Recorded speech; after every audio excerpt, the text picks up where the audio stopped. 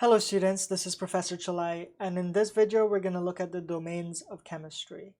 Now you can follow along with me if you have a printout or electronic copy of our chapter worksheets. We're going to be looking at the chapter 1 worksheet. And if you've done the reading, then you would have learned that chemistry is the study of the composition, properties, and interactions of matter. So chemistry is the study of the composition,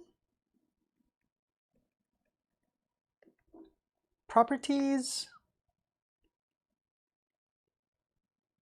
and interactions of matter.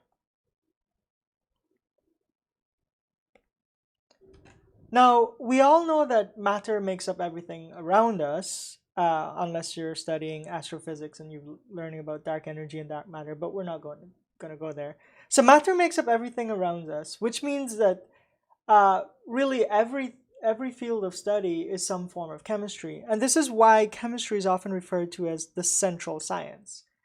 For example, let's say you're studying biology or maybe medicine. You're studying living things, organs. Those living things, those organs, cells, they're all can be thought of as bags of chemicals undergoing various chemical reactions. Maybe you're studying materials or you're an engineer. Those materials that you're working with, their properties are dependent on the atoms that make up those materials and how they're arranged and how they interact with each other.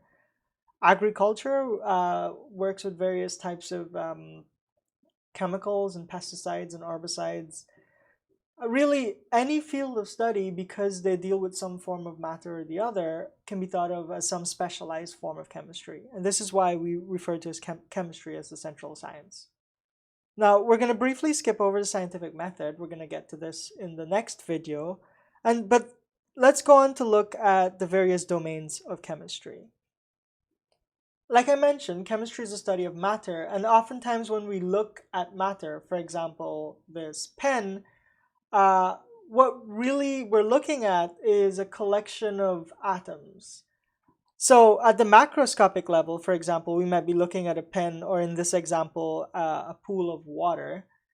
But at the microscopic level, that material is made up of a bunch of atoms interacting with each other. In the case of water, it's a bunch of water molecules, which we're going to learn about later in the semester, its exact structure, but it's a bunch of water molecules interacting with each other in various ways. Now, oftentimes in any single material, for example, in this pen, there are going to be billions of molecules and atoms interacting with each other. And we need some way of representing these billions of atoms and molecules interacting. And that's where we get to the symbolic domain. So in this example of liquid water, we represent that by writing the formula for water, H2O, and to also signify, to show that it's in the liquid form, we put a little L here to show that it's in the liquid state. So when we study chemistry, we need to think about these three different domains. What we write in our textbooks might be something as simple as H2OL, that's the symbolic domain. But when we write that in our notes, we should be thinking, oh, this is symbolizing billions of H2O molecules all interacting with each other. That's the microscopic domain. And even further, we should be thinking, oh, these billions of molecules and atoms interacting with each other in the real world looks like maybe a cup of water. So these three different domains should be in our heads at all times whenever we're writing anything symbolic in our textbooks. But that will bring us to the end of this short lecture, and I will see you in the next video.